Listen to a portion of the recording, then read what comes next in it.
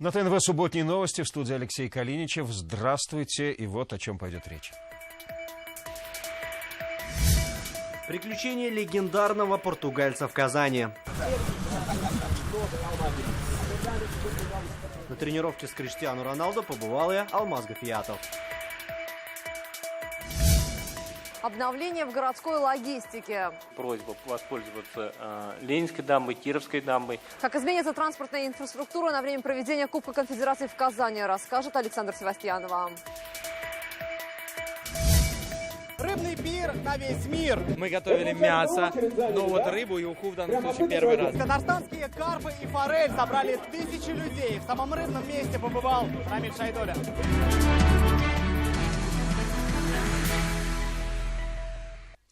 В Казани сегодня простились с легендарной певицей Альфией Авзаловой. 2 дня назад заслуженная артистка скончалась после тяжелой болезни. Ей было 84. Уникальный голос и тысячи поклонников по всей стране. Ей вдохновлялись, ее любили и будут любить всегда.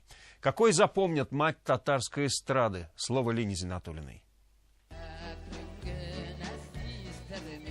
Тихо звучат ее песни. С портрета Альфия Авзалова смотрит на очередной полный зал. Проститься с легендой татарской музыки сегодня пришли сотни поклонников. Ушла в 84, почти как хотела.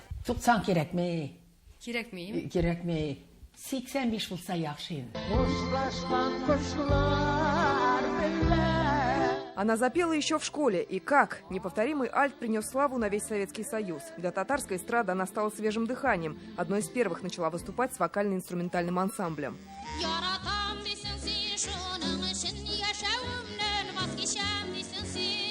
Такой ее и запомнил Назим Абитов. Преданный ее творчеству еще с 50-х. Вспоминает, как, живя в Узбекистане, скупал все пластинки и не пропускал ни концерта.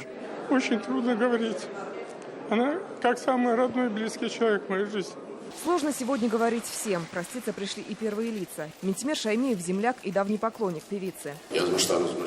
От судьбы не уйдешь, отметил госсоветник республики. И подчеркнул, потеря просто неоценима. Утрату чувствуют и артисты. Многие пришли в музыку, вдохновившись Авзаловой. Татарская эстрада ни много ни мало осиротела. Мать нашей эстрады для меня, она дала очень такую ответственность, сказала: после себя я вижу Ханию. С детства я пела, я ее слушала, на ее песнях я выросла. А кому-то с легендой довелось работать бок о бок. Сания Габидуллина долгие годы была концертным администратором и бэк-вокалисткой. Все про нее по-татарски, как сказать, «Таш астаннан шиккан Альфия», все говорили. Она из-под камня появилась, понимаете? И было чувство, что с ней никогда ничего не может случиться. И вот мы ее потеряли. Сегодня большая утрата. Последний путь под нестихающие овации. Альфию Авзалову похоронили на Новотатарском кладбище. С ее уходом затих голос целой эпохи. Но он всегда будет звучать в наших сердцах. Лина Зиннатуллина, Марат Зайдуллин, ТНВ, Казань.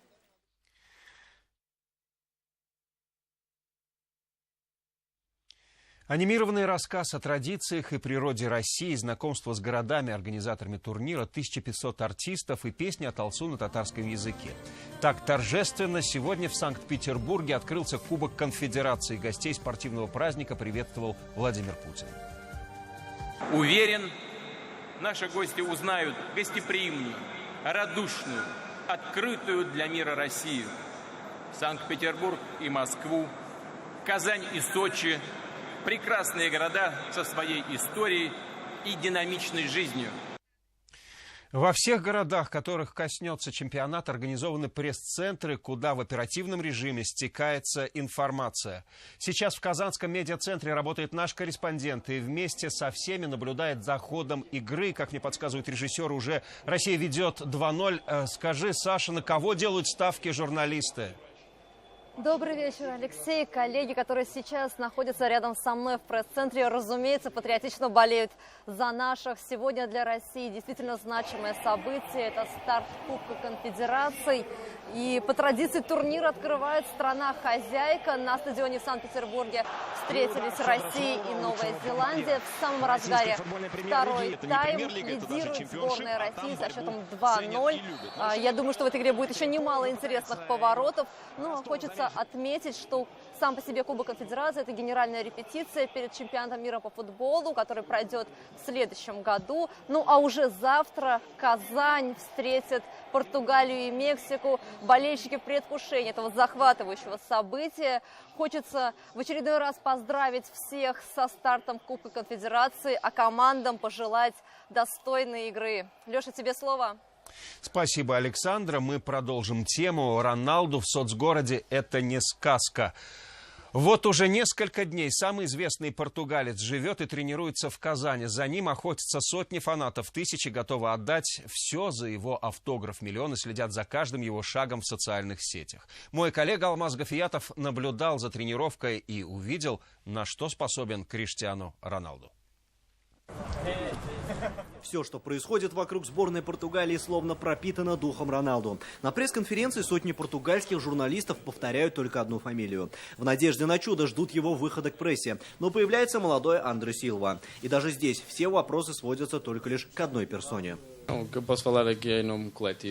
Нельзя рассматривать команды как отдельных игроков или личностей. В той же сборной Мексики есть звездные футболисты, такие как Хавьер Эрнандес, Чичорито. Поэтому надо настраиваться на отдельную команду, а не игроков. Все это прекрасно понимают. Чемпионом Европы, конечно, стала вся сборная Португалии. Заслуг других футболистов также немало. Но когда на поле выходит он, вся команда словно уходит в тень. И под свет софитов попадает только Роналду. Мы одна из самых сильных команд в мире, поэтому считаемся фаворитами турнира. И нельзя рассматривать Португалию только через призму Криштиану Роналду. У нас очень много других звезд, выступающих в сильнейших клубах Европы. Да, он лучший, однако это не вся сборная Португалии. На разминке Криштиану выбирает самое дальнее от журналистов место на поле. Настроение у седьмого номера отличное. На ускорении он лучший, но чувствуется, что под прицелом видеокамер лидер сборной не раскрывает всех карт.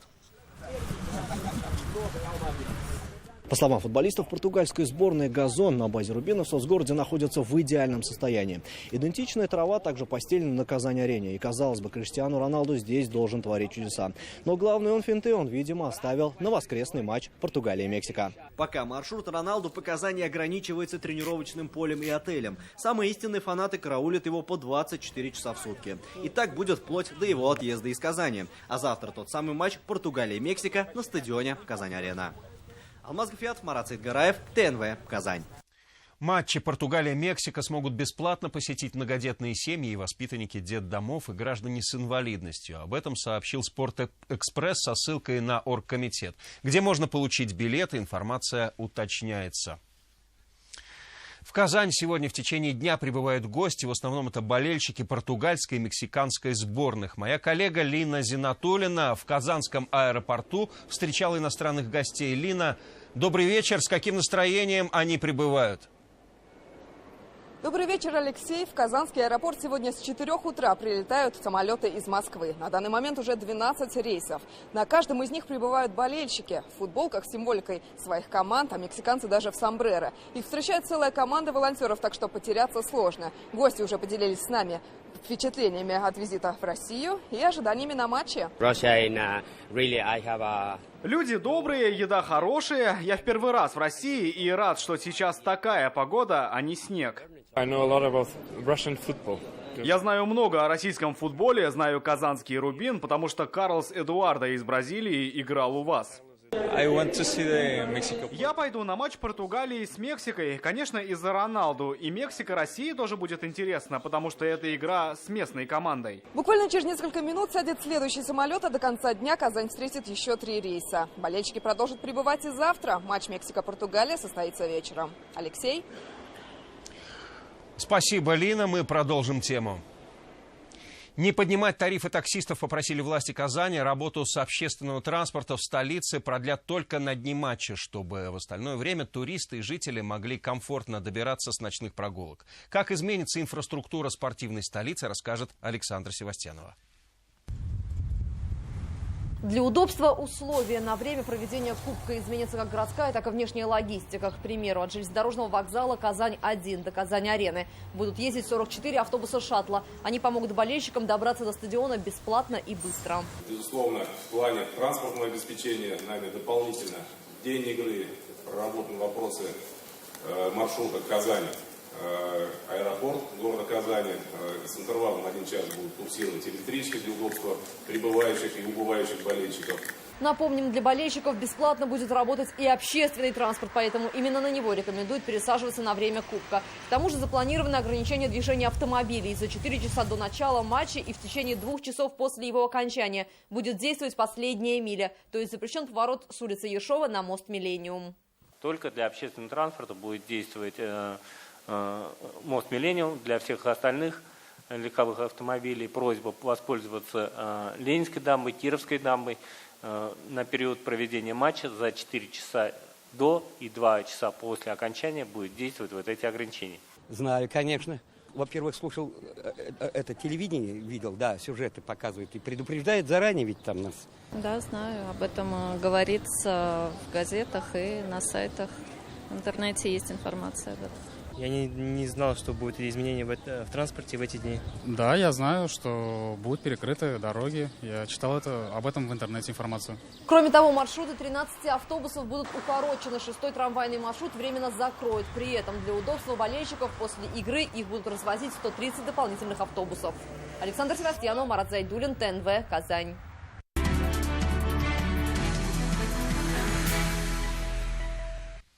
В новые квартиры и на новые земли новоселы поселка Карабаш заехали не только в свежие двухэтажки. Часть получила и свои собственные 10 соток. Сегодня новоселами стали 17 семей. Первые участники проекта строительства частных домов по программе «Социальная ипотека». Какие они ипотечные квартиры за пределами крупных городов, расскажем сегодня в 21:30. Атлантический лосось, радужная форель и клариевый сом. Эти породы рыб будут разводить в республике. Сегодня проект аквабиокультурного комплекса представили Рустаму Минниханову. Совещание прошло в Доме правительства с участием заместителя министра сельского хозяйства России, руководителя Росрыболовства Ильи Шестакова. Проект предполагает создание и развитие производства и части рыборазведения на территории Татарстана с привлечением иностранных инвесторов. А сегодня у Центра семьи Казан уже готовили уху из местного карпа.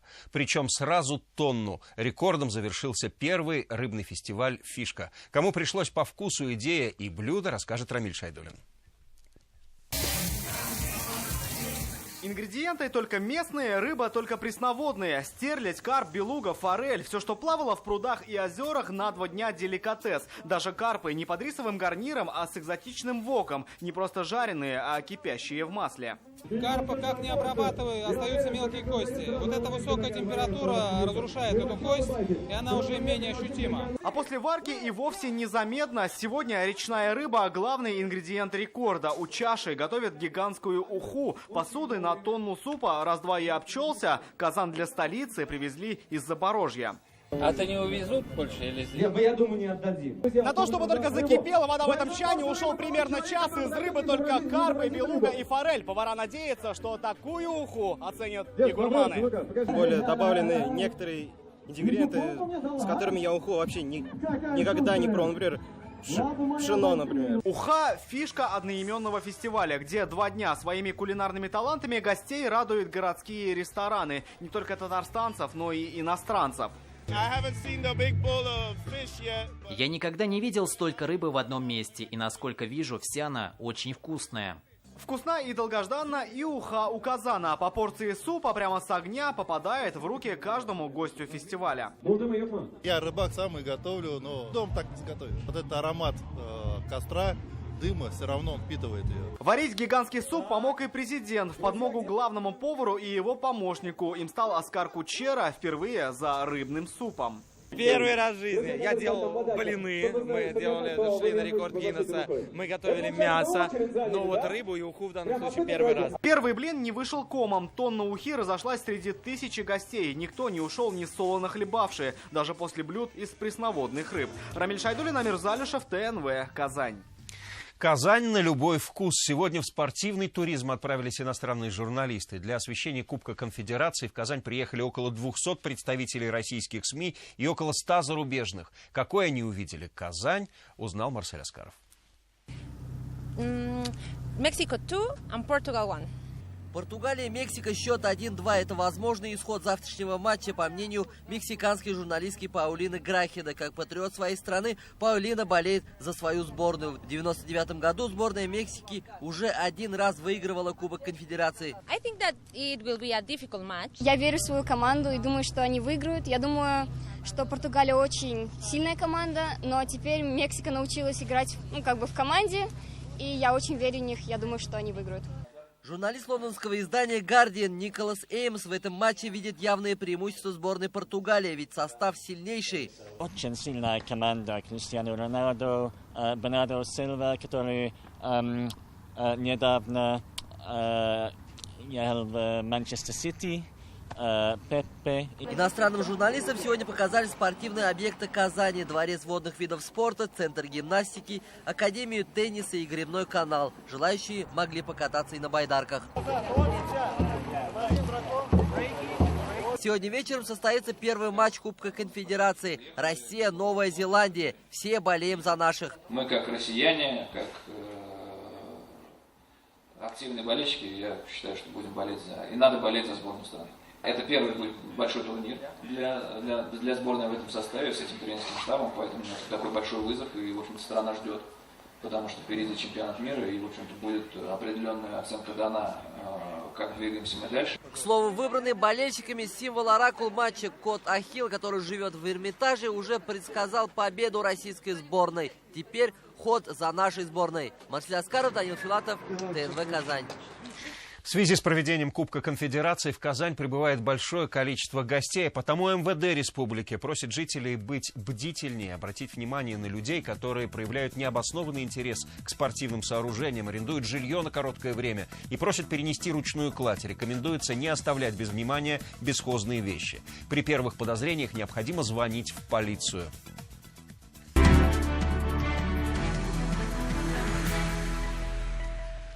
Сегодня в объективе ТНВ большая семья Шигаповых. Они стали новыми героями нашего проекта «Выходной с ТНВ». У мамы и папы из села Нурлат, из Зеленодольского района, 4 дочки и 4 сыночка. Как признаются родители, выбраться вместе на выходные получается нечасто. И тут, как нельзя кстати, «Выходной с ТНВ», где и аквапарк, и колесо обозрения. Все эмоции путешествия смотрите в выпуске в понедельник.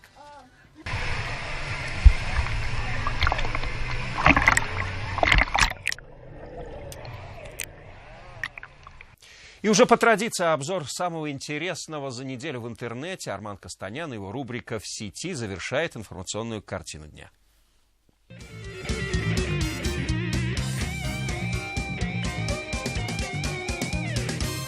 Всем привет! Ну что, приступим к новостям интернета, которые накопились за эту неделю. Но, конечно же, главная новость недели, которую только что и делали, обсуждали в сети. Это приезд португальского красавчика Криштиану Роналду. Уже возле гостиницы его ждала толпа фанатов.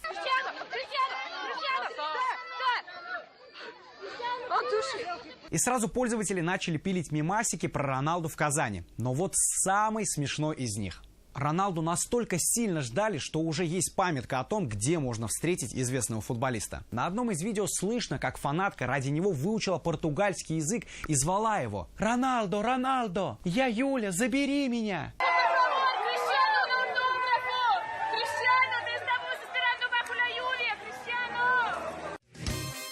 Самый неожиданный и вообще неординарный свадебный кортеж приехал в один из казанских дворов.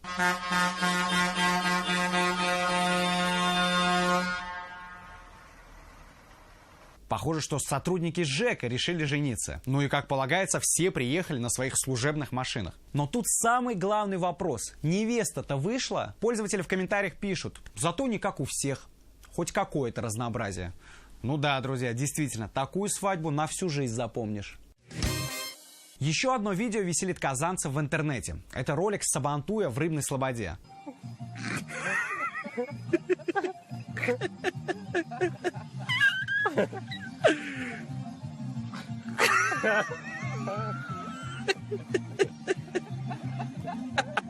Просто смотря этот ролик, на лице невольно появляется улыбка. То ли от того, что автор видео смеется, то ли от того, что герой непонятно чем там занимается. После объявления о выходе нового фильма Оливера Стоуна о Путине выплыла новость о том, что у президента есть внуки, о которых никто и понятия не имеет. И весь интернет ждал, пока президент сам прокомментирует этот вопрос. И вот он, момент настал.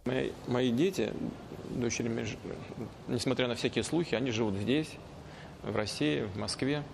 И внуки у меня есть. Фух, все нормально. Все вздохнули, все хорошо. Внуки есть. А сейчас к президенту, у которого тоже есть прямой эфир, но только в Инстаграме. Неделя Рустама Минниханова началась с поздравления подписчиков с Днем России. Затем он отправился в Астану, Казахстан, на Экспо 2017, откуда выложил вот такой интересный велосипед, который при езде вырабатывает электроэнергию. И полезно, конечно же, все это, но, судя по довольному лицу президента, он просто сел, попробовал и сфотографировался. Ребята, это развод года.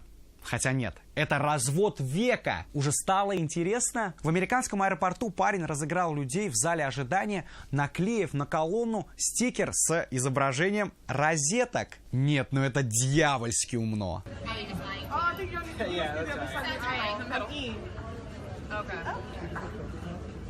Кто-то боготворил этого парня за гениальную, умную и злую шутку, а кто-то вовсе пожелал ему, чтобы его кресло в самолете было грязным. Вот так вот, друзья, шутки шутками, а обижать людей нельзя. Но это было очень круто. И напоследок топ запросов татарстанцев в Яндексе. Первую строчку уже несколько недель не покидает ЕГЭ и ОГЭ. Причем думаю, что еще недели 2-3 точно будет в топе, до тех пор, пока все результаты не будут известны. На втором месте прямая линия с президентом. Вопросы Путину, как отправлять СМС с вопросом и так далее. Третью строчку занимает Альфия Авзалова. На этой неделе ушла из жизни известная татарская певица. Пользователи слушали ее песни, читали биографию. На этом сегодня все. Пишите, присылайте свои новости, комментируйте. Будьте в сети. Пока!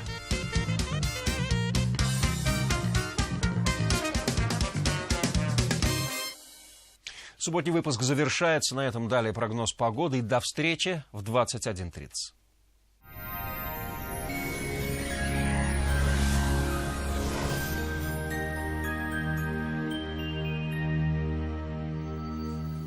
Здравствуйте! Вы смотрите прогноз погоды на ТНВ. Спонсор выпуска – изготовитель корпусной мебели на заказ «Данил Мастер». Настало время низких цен. Задумались о кухне, хотите быстро, качественно и недорого? Звоните в «Данил Мастер».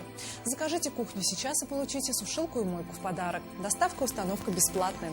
«Данил Мастер», Казань, Восстание 23, телефон 2-167-166. Ну что ж, а теперь о погоде. В республике сохраняется умеренно теплая погода с осадками. По данным Яндекс.Погоды, в предстоящие сутки на юго-востоке Татарстана ожидается переменная облачность, местами пройдет дождь. Ночью будет до 8 тепла, днем же до плюс 20 градусов. На северо-востоке республики облачно, с прояснениями ожидаются дожди. Ночью плюс 9, днем же до 20 градусов, выше 0. На севере республики ожидаются небольшие дожди. Ночью будет до 10 градусов тепла, днем до плюс 20. На северо-западе Татарстана также не обойдется без дождей. Ночью плюс 8, днем же до 19 градусов, выше 0. На юго-западе Татарстана переменная облачность, временами дождь. Ночью плюс 9, днем же плюс 21 градус. В центральном районе республики облачно с прояснениями, временами пройдут дожди. Ночью будет до 9 градусов тепла, днем до плюс 20. В последующие сутки существенных изменений в погоде не ожидается. ЖК «Приволжский» – это кирпичные дома с индивидуальным отоплением от 45 тысяч рублей за квадратный метр с чистовой отделкой. ЖК «Приволжский» – качество по разумной цене. Телефон 561 08 81. Жилой комплекс «Приволжский» – это кирпичные дома в чистовой отделке с индивидуальным отоплением в 12 километрах от центра. Цена от 45 тысяч рублей за квадратный метр. Чистый воздух и прекрасный вид на Волгу. В предстоящие сутки в Казани ожидается переменная облачность. Днем временами пройдет дождь. Ночью будет до 10 градусов тепла, днем же до плюс 21. Ветер северо-западный слабый. Атмосферное давление составит 750 миллиметров ртутного столба. Влажность воздуха 83%. Ожидается небольшая магнитная буря. Спонсор выпуска «Мега-мебель на Компрессорном», ваш любимый мебельный центр. Целых 4 этажа только мебели от 200 мебельных компаний. Удобная парковка. Казань, Сибирский тракт, 34. «Мега-мебель на Компрессорном» – самый большой мебельный центр в городе. Это были все новости о погоде. В студии была Маргарита Павлушина. До свидания. «Мега-мебель на Компрессорном» – самый большой мебельный центр города.